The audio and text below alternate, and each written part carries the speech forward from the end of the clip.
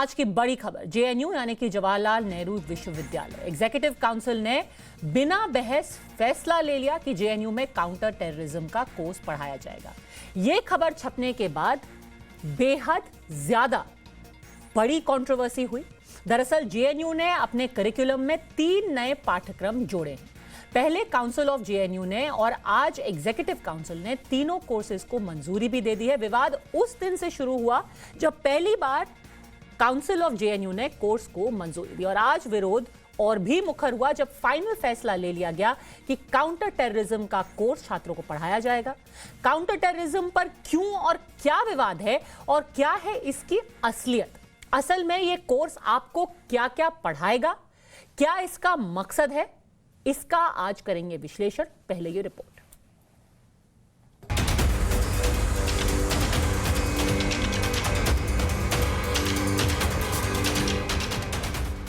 JNU के नए course counter terrorism पर एग्जीक्यूटिव काउंसिल ने बिना किसी बहस के फैसला ले लिया।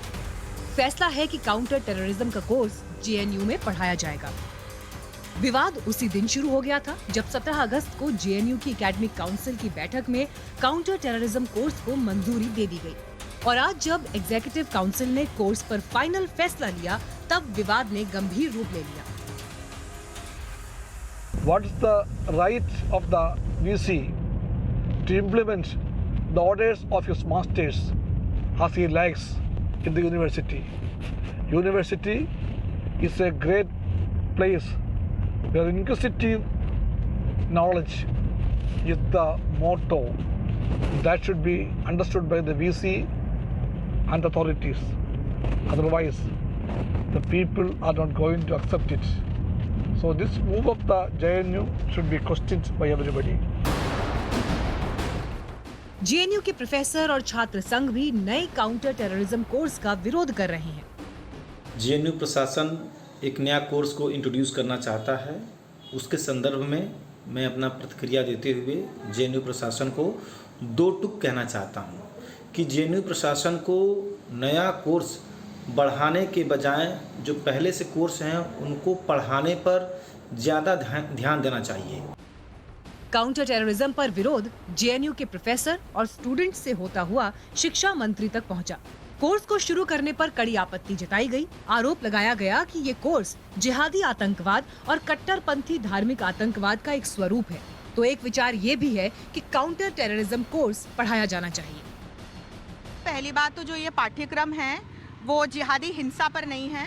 ये पाठ्यक्रम काउंटर टेररिज्म इनिशिएटिव्स पर है। तो चाहे पॉलिसी के या नॉर्मेटिव लेवल पर हो, टेक्नोलॉजी के लेवल पर हो या आपसी सहयोग और टेररिज्म के अगेंस्ट समाधान निकालने के लेवल पर हो, हम भारत को केंद्र में रखते हुए वैश्विक स्तर पर भारत के द्वारा एवं अन्य राष्ट्रों के द्वारा काउंटर टेररिज्म इनिशिएटिव्स की बात इस पाठ्यक्रम के माध्यम से करना चाहते हैं। बात यहाँ तक पहुँच गई कि काउंटर टेररिज्म नफरत को बढ़ावा देने वाला कोर्स है जो किसी विशेष संगठन के विचारों से प्रेरित है। सवाल ये भी उठाया गया कि कोर्स में हिंदू टेररिज्म का जिक्र क्यों नहीं किया गया। ये कहा गया कि विषय की प्रकृति ही गलत है। सवाल पूछा गया कि इस्लामी आतंकवाद की तुलना देश में मुस्लिम समुदाय की भावना से क्यों की जाती है। काउंटर टेररिज्म कोर्स का विरोध जेएनयू कैंपस से निकलकर राजनीति के अखाड़े तक पहुंच गया। सीपीआई से राज्यसभा सांसद बिनोय विश्वम ने केंद्रीय शिक्षा मंत्री धर्मेंद्र प्रधान को चिट्ठी लिखा, ये बेहद दुर्भाग्यपूर्ण है कि उच्च शिक्षा को ऐसे मंच के रूप में इस्तेमाल किया जा रहा है जो अधूरे सच और गलत जानकारियों के माध्यम से भू राजनीतिक विषयों का राजनीतिकरण हो रहा है और उन्हें सांप्रदायिक रूप दिया जा रहा है। वर्ष 2018 में भी इस कोर्स को लेकर विवाद हो चुका है। वैसे भी जेएनयू एक ऐसा संस्थान बन चुका है जहां हर फैसले पर विवाद होना तय है। हॉस्टल की फीस बढ़ जाए तो विवाद, कैंपस में स्वामी विवेकानंद की प्रतिमा लगना हो तो विवाद। लिहाजा अब तो ये कहा जा सकता है कि काउंटर टेररिज्म कोर्स पढ़ाने पर भले ही एग्जीक्यूटिव काउंसिल ने फैसला ले लिया है, लेकिन विवाद थमा नहीं, बल्कि आने वाले समय में ये जोर पकड़ सकता है।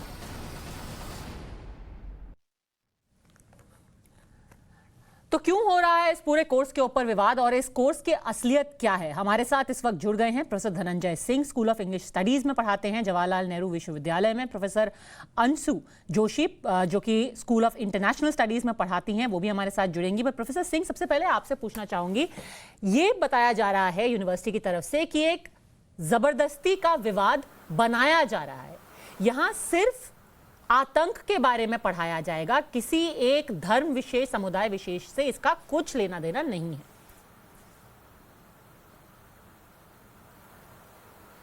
जी बिल्कुल सही कहा आपने। और ये जैसा कि आप अभी बता रही थी रिपोर्ट में कि एग्जीक्यूटिव काउंसिल में ये पास हुआ है बिना विवाद के, तो ये जो अपने आप में इस बात का ये सबूत है कि जेएनयू, जैसे कि पहले से जवाहरलाल नेहरू यूनिवर्सिटी इस बात से जाना जाता है कि जो विश्व में, देश में, विश्व में ऐसी घटनाएं या ऐसे ट्रेंड्स या ऐसे इश्यूज़ जिस पर कि स्टूडेंट्स को, यंग जनरेशन्स को, कंट्री को सोचना चाहिए, पढ़ना चाहिए, विचार करना चाहिए, इस पर कोर्स बने। और जेएनयू में हर सेंटर को एक फ्रीडम, एक आज़ादी होती है कि अपने हिसाब से कोर्सेज बनाएं जो कि एकेडमिक काउंसिल में अप्रूव होता है, जैसा कि आपने बताया हुआ, और एग्जीक्यूटिव काउंसिल फाइनली अप्रूव करता है। आतंकवाद आज पूरे विश्व में जो है, जिस तरह से अभी अफ़गानिस्तान में चीज़ें हुई हैं, और एक बात मैं आप ये कहना चाहूँगा कि टेररिज्म किसी भी रिलीजन से ऑफ कोर्स जोड़ के नहीं देखना चाहिए, चाहे वो सीरिया हो, इराक हो, अफ़गानिस्तान हो। टेररिज्म के जो विक्टिम्स हैं वो मुस्लिम कम्युनिटीज़, माइनॉरिटी मुस्लिम एथनिक कम्युनिटीज़ रही हैं, अफ़गानिस्तान में हज़ाराज रहे हैं ऑब्वियसली। तो क्यों नहीं हम टेररिज्म के जो है ओरिजिन्स को, कहाँ से टेररिज्म आता है, कौन सी मानसिकता है और इसको कैसे रोका जाए, और स्टेट फॉर इंस्टेंस या जो एक इंटरनेशनल लेवल पे कैसे कंट्रीज साथ में आए, या with in the nation states ऐसा जो एजेंसीज हैं उसको किस तरह से प्रिपरेशंस करनी चाहिए, किस तरह से टेक्नोलॉजी का इस्तेमाल करना चाहिए। क्यों नहीं जो यूथ है, जो स्टूडेंट्स हैं यूनिवर्सिटी में, इस बात पे विचार करें। और जो विवाद फैलाना चाहते हैं उसका बहुत आसान सा तरीका है कि आप किसी एक रिलीजन, एक धर्म से जोड़कर इसको बनाएं और फिर विवाद को जन्म दें। और इसको वैसे आपने जैसे कहा कि जेएनयू में पहले से, हमेशा से, हम तो स्टूडेंट्स भी रहे हैं काफ़ी साल पहले, कोई भी जो डिसीजंस होता है उसका एक तरीके से डिबेट होती है, एक डिस्कशन होता है, वो अच्छी बात है। जब एक कोर्स पास होता है और एक क्लास में जब वो टीचर उस कोर्स को लेके जाता है या जाती हैं, तब भी डिबेट स्टूडेंट्स पार्टिसिपेट करते हैं। वो एक नेचर रहा है जेएनयू के पेडागोजी का। तो आप कह रहे हैं कि ये पूरे लेकिन किसी पूरे कोर्स को कंसल्टेशन के बाद इस फैसले को लिया गया है, ये यूनिलैटरल नहीं है। पर जो एक कुछ शब्दावली है प्रोफेसर जोशी, जैसे कि काउंटर टेररिज्म की बात है, पर सिर्फ जिहादी आतंकवाद पर ही पूरा फोकस क्यों है? जहाँ आपने बहुत अच्छा प्रश्न पूछा।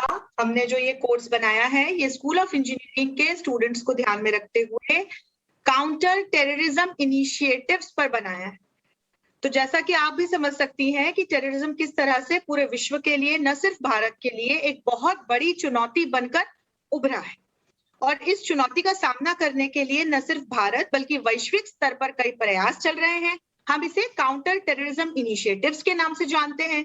इसमें हम नॉर्मेटिव या पॉलिसी लेवल पर काम कर रहे हैं, टेक्नोलॉजी के लेवल पर काम कर रहे हैं, हम जनरल अवेयरनेस क्रिएट करके कॉमन लोगों के बीच में काम कर रहे हैं। इसमें सरकारों का योगदान है, इसमें इंटरनेशनल इंस्टीट्यूशंस का योगदान है। तो इन सारी तमाम चीजों को ध्यान में रखते हुए पूरे विश्व भर में काउंटर टेररिज्म इनिशिएटिव्स पढ़ाए जाते हैं। ये पेपर इंजीनियरिंग के बच्चों के लिए हमने बनाया ताकि वे बच्चे कहीं ना कहीं तकनीक के माध्यम से अपना सकारात्मक योगदान इन इनिशिएटिव्स को दे सकें। अब पद्मजा, जब हम काउंटर टेररिज्म इनिशिएटिव्स की बात करते हैं तो कहीं ना कहीं हम उसमें कंसेप्चुअली टेररिज्म और टाइप्स ऑफ टेररिज्म पढ़ाते हैं, पढ़ाना होता है हमें। और जब हम वो पढ़ाते हैं तो कहीं ना कहीं उसमें Islamic terrorism is a type of terrorism, और ये पूरे विश्व में पढ़ाया जाता है। तो ये कोई किसी धर्म विशेष को टारगेट करता हुआ पेपर बिल्कुल नहीं है, ये बहुत पॉजिटिव पेपर है। It's on counter terrorism initiatives. और इस्लामी आतंकवाद उसका एक कहीं ना कहीं भाग है। जब हम आतंकवाद के प्रकार अपने विद्यार्थियों को पढ़ाते हैं तो वो कहीं ना कहीं आता ही है। जी ये बताइए, पर आप जो आप बाकी क्या क्या आतंकवाद इस कोर्स में किसकी बात कर रहे हैं? क्या खालिस्तानी आतंकवाद या जो श्रीलंका में लिट्टे का आतंकवाद था, LTT जो पूरा बना था, क्या उसके बारे में भी ये कोर्स पढ़ाएगा प्रोफेसर जोशी? और सिंगलीज की बात करते हैं, वो एक एथनिक इश्यूज है और इसीलिए हम ये कोर्स पढ़ाना चाहते हैं ताकि लोगों को, विद्यार्थियों को एथनिक इश्यूज, एथनिक कॉन्फ्लिक्ट्स और आतंकवाद के बीच में अंतर समझ में आए। आप समझिए कि बर्मा में जो हुआ या श्रीलंका में जो हुआ, वो वहां के एक समुदाय विशेष ने अपनी कुछ एथनिक रीजंस की वजह से किया और वो पूरे विश्व में तलवार लेकर के लिए नहीं निकले कि हम पूरे विश्व को बुद्धिस्ट स्टेट बना देंगे।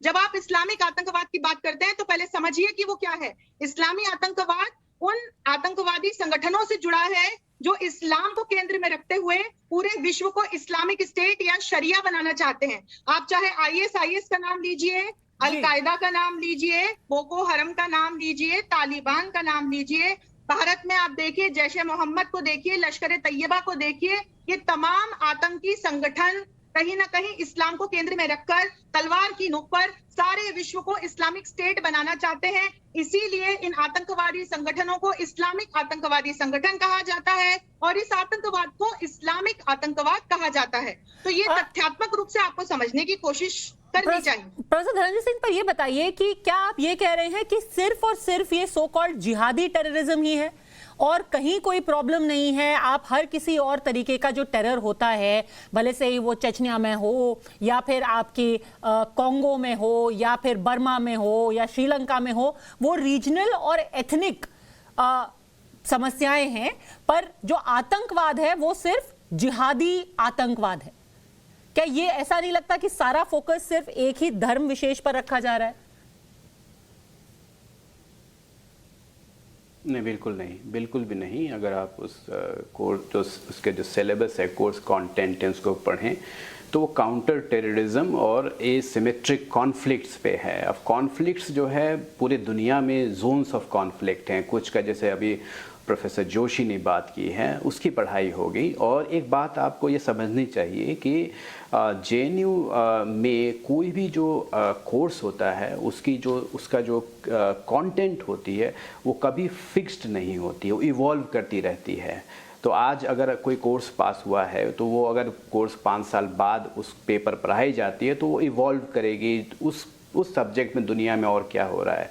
आपके सवाल का सीधा जवाब ये है कि बिल्कुल नहीं, और भी कॉन्फ्लिक्ट्स हैं, इथनिक कॉन्फ्लिक्ट्स हैं और उसकी भी पढ़ाई डेफिनेटली होगी। और ये आपको एक चीज़ और ध्यान में रखनी चाहिए कि JNU में हर कोर्स में जैसे कि हम पढ़ाते हैं, स्टूडेंट्स और टीचर्स मिलके कोर्स का जो कंटेंट है उसको हर सेमेस्टर में जब भी वो कोर्स ऑफर होता है वो डेवलप करता है, तो वो चेंज करेगा।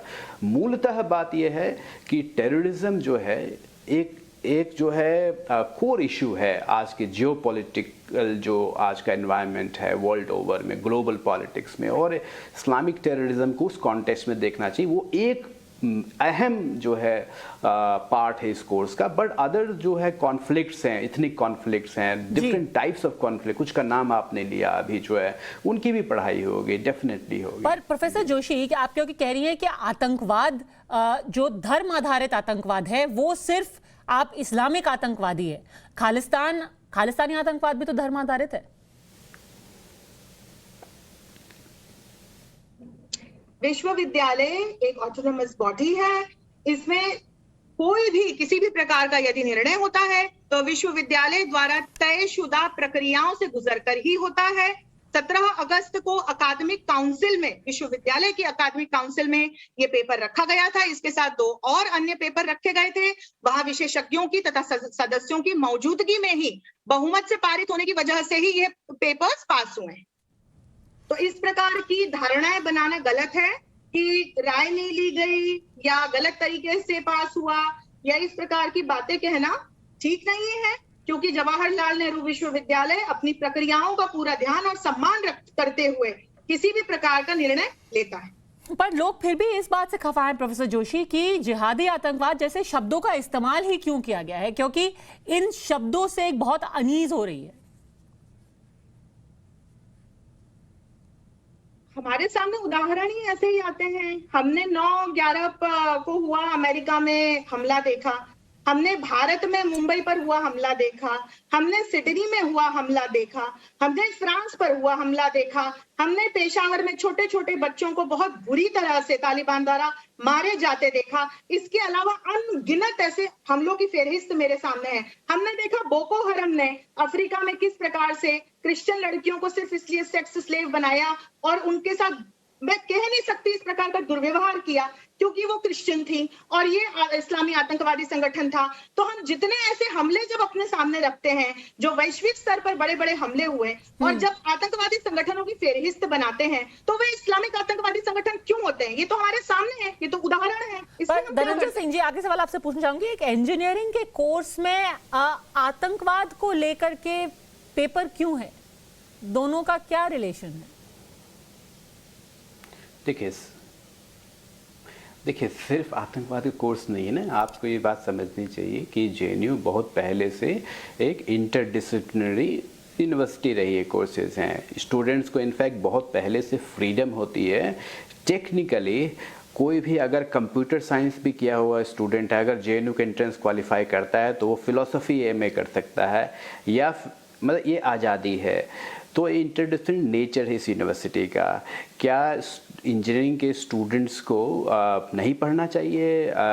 क्या हो रहा है ग्लोबल पॉलिटिक्स में, क्या उनकी जो सोच है उसको इम्प्रूव नहीं करेगा? ऑब्वियसली वो जो ग्लोबल कॉन्टेक्स्ट में जो चीज़ें हो रही हैं उसका कहीं ना कहीं इन्फ्लुएंस और जानकारी तो सबको होना चाहिए। तो इसलिए बेसिक आंसर ये है। दूसरी चीज़ें मैं ये कहना चाहूँगा कि मेरे हिसाब से जो वर्ड है जिहाद, इसको लेके इतनी कंट्रोवर्सी नहीं होनी चाहिए, बिकॉज इवन जो है मुस्लिम इंटेलेक्चुअल्स हैं और जो मुस्लिम एकेडमिक हैं, राइटर्स हैं, उनका भी ये कहना है कि जिहाद का एक इंटरप्रिटेशन है और एक रॉन्ग इंटरप्रिटेशन जो है, जो कि एक वायलेंस की तरफ लेके जाता है, मजबूर करता है सोसाइटी को। तो वो इतना प्रोवोकेटिव नहीं होना चाहिए जिस कॉन्टेक्स्ट में इसको यूज़ किया गया है। ओके, तो आप कह रहे हैं कि प्रोवोकेशन बनाया जा रहा है, उसका कोई मकसद नहीं है इस कोर्स में। प्रोफेसर जोशी, प्रोफेसर धनंजय सिंह, आप दोनों का हमारे साथ जुड़ने के लिए, अपनी बातें रखने के लिए बहुत बहुत धन्यवाद। वक्त एक ब्रेक का। ब्रेक के बाद आपको बताएंगे कि कैसे इलाहाबाद हाई कोर्ट के एक फैसले से मच गया है चुनावी कोहराम। ब्रेक के बाद।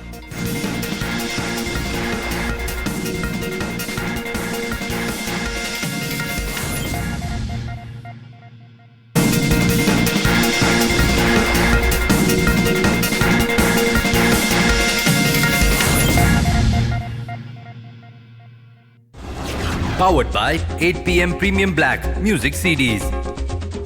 In association with Century Ply, आग से बचाए।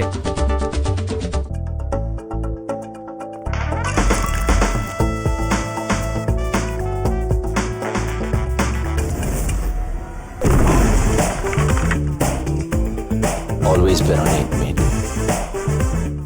आग को फैलने से रोकना मुश्किल है, पर नामुमकिन नहीं। अब फायरवॉल टेक्नोलॉजी के साथ सेंचुरी प्लाई, आग से बचाए।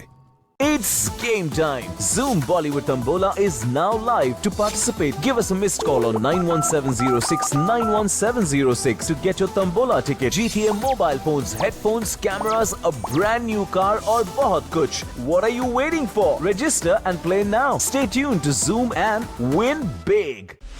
मुझको साईं पर विश्वास है। शिरडी के सारे लोग साईं को भगवान कहते हैं। देखिए, वैसे हम डॉक्टर सिर्फ साइंस को मानते हैं, पर आज जो ये हुआ वो चमत्कारी था। ये जो अंधश्रद्धा का बाजार लगा के रखा है ना साईं ने शिरडी में, इसे बंद करवा के रहूंगा मैं। हेल्दी और टेस्टी कुकिंग का मॉडर्न तरीका। पेश है कैंट के स्मार्ट शेफ कुकिंग अप्लायंसेस। खाना बनाए टेस्टी और हेल्दी भी।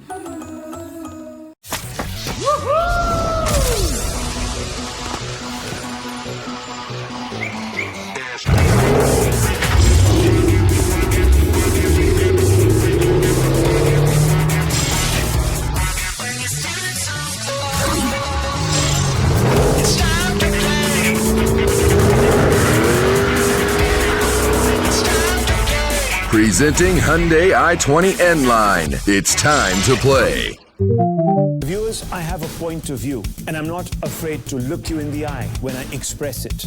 This is because I know that it's based on an honest, hard fact. A hard fact is uncompromised, just like me. On India Upfront, get the power of the hard facts. Remember, every good argument is based on hard facts. It's just as simple as that.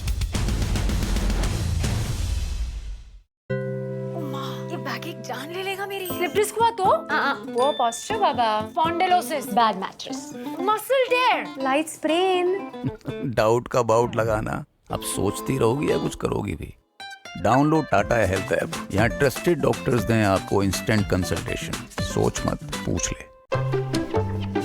काश इस lockdown में इस antique के बदले मैं अपने career चमका रहा था। पर बेनेट यूनिवर्सिटी के स्टूडेंट्स की किस्मत तो चमक गई। 40 लाख की नौकरियां। 40 लाख? तो लॉकडाउन में भी चमको और बेनेट यूनिवर्सिटी में अप्लाई करो।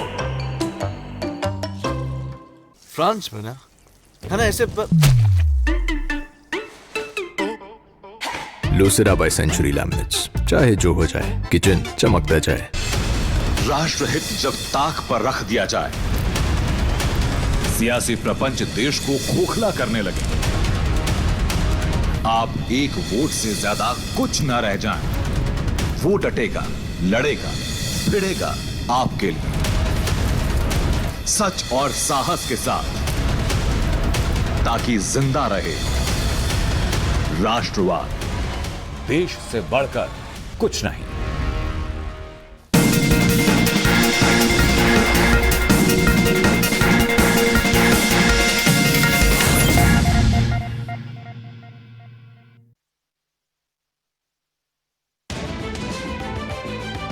सैयद अली शाह गिलानी की प्रेयर मीटिंग में दिखा आतंकी सैयद सलाउद्दीन। गिलानी के निधन पर सलाउद्दीन ने पढ़ा फतीहा। विदेश मंत्रालय का बड़ा बयान, कहा तालिबान को मान्यता देना अभी प्राथमिकता नहीं, चाहते हैं अफगानिस्तान की धरती भारत के विरोध के लिए इस्तेमाल ना होने दी जाए। तालिबान ने परेड निकालकर दिखाई अपनी ताकत। परेड में आत्मघाती आतंकी बम से लदी हुई गाड़ियां और मिसाइलें दिखाई गई। अफगान नेशनल टीवी पर परेड का प्रसारण। 40 साल की उम्र में सिद्धार्थ शुक्ला का हार्ट अटैक से निधन। कूपर अस्पताल में पोस्टमार्टम जारी। देर रात सिद्धार्थ के सीने में हुआ था दर्द। दिल्ली की राउज एवेन्यू कोर्ट ने अनिल देशमुख के वकील और एसआई को 2 दिन की सीबीआई हिरासत में भेजा। दोनों पर जांच को प्रभावित करने का आरोप। एआईएमआईएम के प्रमुख असदुद्दीन ओवैसी अयोध्या से शुरू करेंगे मिशन यूपी। रुदौली में 7 सितंबर से जनसंपर्क अभियान की शुरुआत। 2022 यूपी विधानसभा चुनाव के लिए समाजवादी पार्टी ने कसी कमर। अखिलेश यादव ने दिया नारा, अब की बार 400 पार। कर्नाटक के दावणगेरे में अमित शाह ने कई विकास परियोजनाओं का किया उद्घाटन। कहा कोरोना महामारी में 130 करोड़ जनता भी प्रधानमंत्री जी के साथ कंधे से कंधा मिलाकर चली। पंजाब के मोगा में किसान और पुलिस के बीच झड़प। किसानों के पथराव के बाद पुलिस ने किया लाठीचार्ज। शेयर बाजार ने बनाया नया रिकॉर्ड। 514 अंक के उछाल के साथ 57,852 तक पहुंचा सेंसेक्स। निफ्टी में भी 157 अंकों की बढ़त। In association with Germ Off Surface Cleaner, Germs Off, Fragrance On. Sunflame Home Appliances, designed for perfection. Sunflame, the clear choice. Join BFIT Group of Institutions, Dehradun, offering pharmacy and paramedical courses.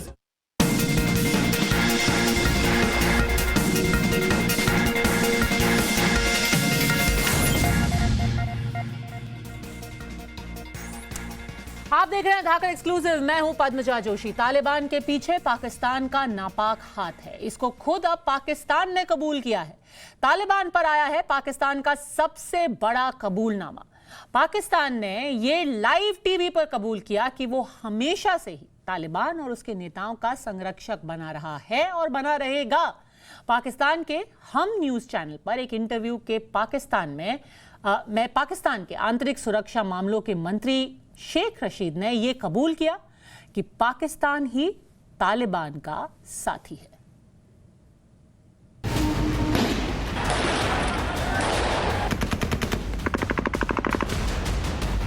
कई ये Taliban leader जो top हैं वो पैदा पाकिस्तान में हुए, पढ़े पाकिस्तान में, इसमें तो पाकिस्तान की खिदमात हैं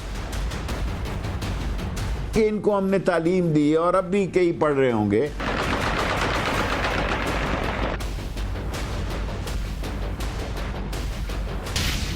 लाइव टीवी पर पाकिस्तान का सबसे बड़ा कबूलनामा। लाइव टीवी पर पाकिस्तान ने कबूल की तालिबान को जन्म देने की बात। लाइव टीवी पर पूरी दुनिया के सामने एक्सपोज हुआ आतंक को पनाह देने वाला पाकिस्तान।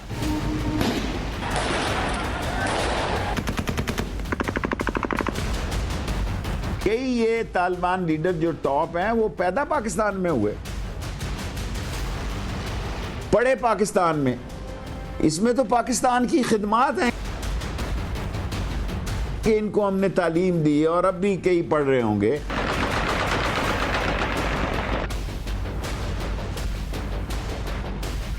तालिबान, ये शब्द सुनते ही अफगानिस्तान के लोगों की रूह कांप उठती है। तालिबान की दहशत 20 साल पहले भी दुनिया ने देखी और आज भी देख रहे हैं। तालिबान का खूनी चेहरा। अफगानिस्तान में तालिबान ने सरकार बनाने की तरफ कदम बढ़ा दिए।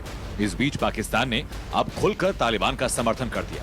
पाकिस्तान की इमरान खान सरकार के मंत्री शेख राशिद ने एक ऐसा बयान दिया जिससे यह साफ हो गया कि तालिबान को जन्म देने वाला, तालिबान को बढ़ाने वाला, तालिबान के जरिए दुनिया में आतंक फैलाने वाला देश पाकिस्तान ही है। आप भी सुनिए शेख राशिद का लाइव टीवी पर ये कबूलनामा। और ये जितने नौजवान यहाँ मुहाजरों में पढ़ते रहे, कई बड़ी माजरत के साथ, मैं अब वजीर दाखिला हूँ, रेलवे में होता तो शायद और ज़्यादा बातें कर सकता था, मेरी रिस्पॉन्सिबिलिटी है। कई ये तालिबान लीडर जो टॉप हैं वो पैदा पाकिस्तान में हुए, पढ़े पाकिस्तान में, इसमें तो पाकिस्तान की खिदमात हैं कि इनको हमने तालीम दी और अब भी कई पढ़ रहे होंगे।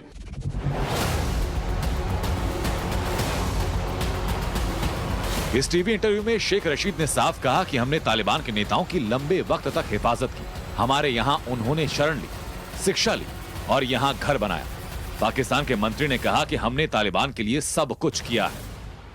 पाकिस्तान के प्रधानमंत्री इमरान खान भी खुले दिल से तालिबान का स्वागत कर चुके हैं। जिस दिन तालिबान ने काबुल पर कब्जा किया था, उसी दिन इमरान खान ने बयान देकर इसे तालिबान की बहुत बड़ी जीत कहा था। ज़हनी गुलामी की जंजीरें तोड़ना ज्यादा मुश्किल होता है। जो अभी अफगानिस्तान में गुलामी की जंजीरें तो तोड़ दी उन्होंने।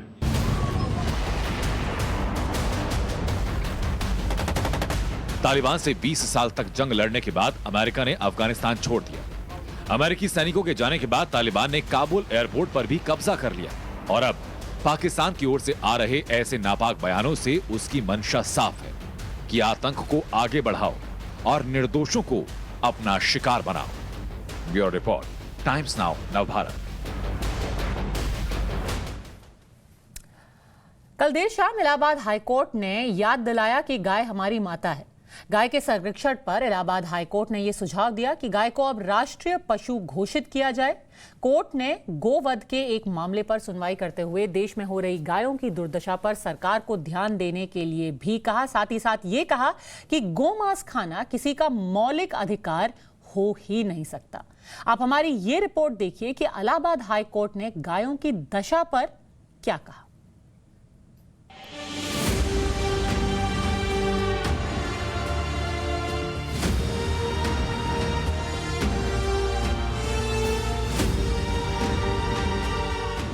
गाय को हम गौ माता कहते हैं और हमारे ही घर में, गांव में, शहर में, देश में हमारी गौ माता की ये दशा है। आप अपने टीवी स्क्रीन पर जो तस्वीर देख रहे हैं वो राजस्थान के जयपुर की है। जयपुर को स्मार्ट सिटी कहा जाता है। यहां गायों की दुर्दशा को महसूस कीजिए।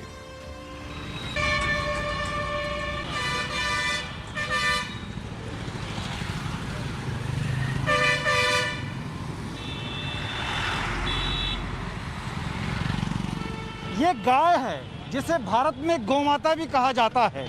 मैं आवारा शब्द इनके लिए प्रयोग नहीं कर सकता क्योंकि मैं इसको आवारा पशु नहीं कहूँगा, बल्कि असली पाश्विकता तो वो है जो दूध धोने के बाद गौमाता कहलाने वाली गाय को छोड़ देते हैं इस तरह से आवारा बनने के लिए। वो असली पाशविकता है, वो मानसिकता असली पाशविकता है। ये आवारा पशु नहीं है, बल्कि वो आवारा मानसिकता है जो इनको इस तरह छोड़ देती है मरने के लिए, न सिर्फ मरने के लिए बल्कि दूसरों की मौत का कारण बनने के लिए भी।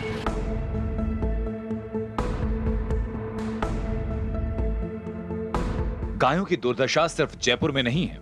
देश का ऐसा कोई शहर नहीं, कोई राज्य नहीं जहां गाय की हालत जरा भी ठीक हो, और उसकी वजह हम सब ही हैं जो गाय को गौ माता कहते हैं। गाय जब हमारे काम की नहीं होती, उससे हमें कोई फायदा नहीं होता, तो हम उसे सड़कों पर छोड़ देते हैं। जहां तेज रफ्तार से वाहन दौड़ते हैं, उन्हीं के बीच गायों का आशियाना बन जाता है। अक्सर सड़क पर वाहन जल्दबाजी के चक्कर में गायों को टक्कर मार देते हैं। यहां आपका यह जान लेना जरूरी है कि गाय कितनी उपयोगी है। भारतीय संविधान में गौ संरक्षण पर बल दिया गया। महाराजा रणजीत सिंह ने गौ हत्या पर मृत्यु दंड देने का आदेश दिया था। कई मुस्लिम और हिंदू राजाओं ने गौ वध पर रोक लगाई। गाय का मल, मूत्र असाध्य रोगों में लाभकारी है। गाय की महिमा का वेदों पुराणों में बखान किया गया है। कबीरस खान ने कहा, जन्म मिले तो नंद के गायों के बीच मिले।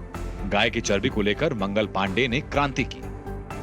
हम लोग शुरू से मांग करते आ रहे हैं कि गौ को राष्ट्रमाता घोषित किया जाए, राष्ट्रीय पशु नहीं, राष्ट्रमाता घोषित किया जाए। यह मांग शुरू से ही हम लोग की रही है, लेकिन साधुवाद है उच्च न्यायालय का जिसने यह आदेश दिया, स्वागत योग्य है, धन्यवाद है। और मैं आभार व्यक्त करता हूं और निवेदन करता हूं कि जल्द से जल्द इस पर निर्णय लिया जाए। सड़कों पर गाय की दुर्दशा और गौवध बहुत आम हो चुका है। कोर्ट ने गोवध के एक मामले की सुनवाई करते हुए गोवध के आरोपी की जमानत रद्द कर दी और कहा कि गायों की रक्षा के लिए सरकार को कानून बनाना चाहिए और गाय को राष्ट्रीय पशु घोषित करना चाहिए। योगी जी की सरकार में गौवंश वध निवारण अधिनियम का सख्ती से पालन हुआ, तो अवैध स्लॉटरिंग नहीं हुई। उसके पूर्ववर्ती अखिलेश यादव की सरकार में होती थी तो अचानक गायें नहीं बढ़ गई हैं। उसके पीछे कारण है कि उनकी स्लॉटरिंग को सख्ती से ना होने का पालन किया गया। राष्ट्रीय पशु जब हो जाता है, जैसे राष्ट्रीय पक्षी मोर है या राष्ट्रीय पशु हमारे टाइगर है, उसके बाद एक सजा ज्यादा हो जाती है। इलाहाबाद हाईकोर्ट ने कड़े शब्दों में कहा, मौलिक अधिकार केवल गौमांस खाने वालों का नहीं है, बल्कि उनका भी है जो गाय की पूजा करते हैं और आर्थिक रूप से गायों पर निर्भर हैं। उन्हें भी सार्थक जीवन जीने का अधिकार मिलना चाहिए। जीवन का अधिकार सबसे ऊपर है और गौमांस खाने के अधिकार को कभी भी मौलिक अधिकार नहीं माना जा सकता है। गाय बूढ़ी और बीमार होने पर भी उपयोगी होती है। उसका गोबर, मूत्र कृषि और दवा बनाने के काम आता है। सबसे जरूरी बात यह है कि गाय की मां के रूप में पूजा की जाती है। किसी को भी गाय को मारने का अधिकार नहीं दिया जा सकता, गाय चाहे बूढ़ी और बीमार ही क्यों ना हो। पहले क्योंकि हमारी सरकार में तो चाहे माननीय प्रधानमंत्री आदरणीय मोदी जी के नेतृत्व की सरकार हो, देश की सरकार हो, गाय हमेशा से हमारी आस्था रही है और गाय में हम सब आस्था रखते हैं, अपनी धार्मिक आस्था है हमारे हिंदुस्तान की। तो इसलिए ये जो आज वर्डिक आया है, इसको लेकर या सुझाव आया है, ये और राज्यों को इस पर विचार करना चाहिए और ये देश की सांस्कृतिक धरोहर है, इसको हम सबको ही बचाना है। और साथ में ये हमारी आस्था का एक कहना चाहिए प्रतीक के साथ साथ हमारी देश की आस्था है। हिंदुस्तान में लोगों की गौ माता को लेकर बहुत आस्था है। जिस तरीके से हमारे हिंदू भाई के नज़दीक गाय का एक महत्व है और उसको एक आस्था का प्रतीक भी माना जाता है, इसलिए हम बार बार इस गुजारिश को करते रहे। तो इलाहाबाद हाईकोर्ट ने जो टिप्पणी की है वो बिल्कुल मुनासिब बात है और मुझे लगता है कि केंद्र सरकार को भी उस पर गौर करना चाहिए ताकि हमारे जो करोड़ों हिंदू भाई हैं उनकी आस्था का सम्मान भी हो सके और गाय का तहफ़्फ़ुज़ भी किया जा सके। जब से भारतीय जनता पार्टी की सरकार इस उत्तर प्रदेश में आई है, गाय माताओं के लिए रहने के लिए जगह नहीं है। बेचारी रोड पे रहती हैं। इन्होंने नाम के गौशाला बनाए हुए हैं और लेकिन वहां पे खाने तक का खाना प्रोवाइड नहीं कर पाते। बेचारी भूख से उनकी मौतें होती हैं और कई बार तो गाय माता रोड पे ट्रक से टकरा के उनकी मौत हो जाती है। और ये भारतीय जनता पार्टी की सरकार गाय माता पे राजनीति तो करती है, लेकिन गाय माता को भोजन नहीं दे सकती, उनके रहने की व्यवस्था नहीं कर सकती। इससे ज्यादा शर्म की बात तो किसी भी सरकार के लिए हो ही नहीं सकती।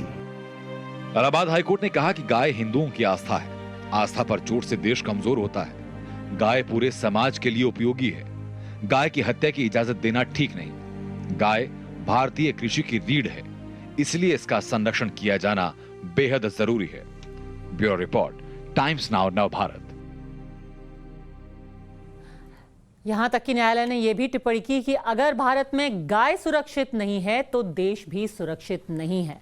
पर यह टिप्पणी करने के साथ साथ इलाहाबाद हाईकोर्ट ने कुछ सुझाव भी दिए, वो भी आपको जानना जरूरी है। हाईकोर्ट ने क्या कहा? हाईकोर्ट ने कहा कि सरकार संसद में एक विधेयक लेकर के आए जिससे यह बताया जाए कि गाय राष्ट्रीय पशु घोषित हो चुकी है। गायों को नुकसान पहुंचाने वालों के खिलाफ कानून को और भी सख्त बनाना होगा। अभी भी हमारे देश के काफी हिस्सों में ऐसे कानून हैं, पर इन कानूनों को और सख्त करने के लिए कोर्ट ने इंस्ट्रक्शंस दिए हैं। ऐसे लोगों के खिलाफ भी कानून बनाया जाना चाहिए जो सिर्फ गौशाला बनाने की बात करते हैं। गौरक्षा से उनका कोई लेना देना है नहीं, उनका मकसद सिर्फ पैसा कमाना होता है। इन सब लोगों के खिलाफ भी कड़ी कार्रवाई करनी चाहिए। आमिर हक, हमारे लखनऊ ब्यूरो चीफ, इस वक्त हमारे साथ जुड़ गए हैं। चुनावी माहौल ऐसा है कि हर कोई गौ संरक्षण में इस वक्त जुटा हुआ है। कोई भी जो टिप्पणी की है इलाहाबाद हाईकोर्ट ने, किसी ने भी उस पर राजनीतिक प्रतिक्रिया नहीं दी है। पर आमिर, सवाल यह है कि एक बहुत जरूरी बात जो इलाहाबाद हाईकोर्ट ने बोली वो गौशाला के बारे में, क्या इसको लेकर के कोई खास कदम उठाने वाली है सरकार? क्योंकि हाल फिलहाल में उत्तर प्रदेश में ही नहीं, कई हिस्सों से, राजस्थान से, छत्तीसगढ़ से ऐसी खबरें आई हैं जहां गौशाला में रहते हुए गौ माता बधाल रही हैं। देखिए पद्मजा, बेहद दिलचस्प डेवलपमेंट है क्योंकि योगी सरकार को जाना जाता है जिस तरह से गौ संरक्षण के लिए उन्होंने काम किया पिछले 4.5 साल में। खुद गौपालक हैं उत्तर प्रदेश के मुख्यमंत्री, और तमाम तस्वीरें, तमाम वीडियोस जिस समय उन्होंने 2017 में कार्यभार संभाला था बतौर मुख्यमंत्री, तभी से वायरल हैं। तो लोग अच्छी तरह से जानते हैं कि उनकी क्या मंशा है, क्या दशा दिशा है सरकार की जहां तक गौ संरक्षण की बात है। लेकिन सबसे दिलचस्प पहलू इस हाईकोर्ट के जजमेंट का यह है कि जब से ये जजमेंट आया है और चर्चा में, तब से सारी विपक्षी पार्टियां टूट पड़ी हैं भारतीय जनता पार्टी पे और खासतौर से मुख्यमंत्री योगी आदित्यनाथ पे। और उनका ये कहना है, उनका ये सीधा आरोप है कि इस सरकार ने वैसा काम नहीं किया है जैसा इनसे अपेक्षित था। और साथ ही साथ हाईकोर्ट का जो जजमेंट है, तमाम बातें जो जस्टिस यादव ने इस जजमेंट में कही हैं, उनको साफ तौर पर सपोर्ट किया है, उनको बैक किया है। लेकिन ये वही विपक्षी पार्टियां हैं, ये वही नेता हैं जिन्होंने अपनी सरकार रहते कभी उसको लेकर। बिल्कुल आमिर, तो अगर हरी कोई इन सुझावों का समर्थन कर रहा है, देखने वाली बात यह होगी कल को अगर केंद्र सरकार ऐसा विधेयक लाती है, क्या ये सब पार्टियां उस विधेयक का समर्थन भी करेंगी? देखने वाली बात होगी। अभी के लिए आमिर, हमसे जुड़ने के लिए बहुत बहुत शुक्रिया। आधार एक्सक्लूसिव में आज के लिए बस इतना ही। कल होगी फिर से मुलाकात। पर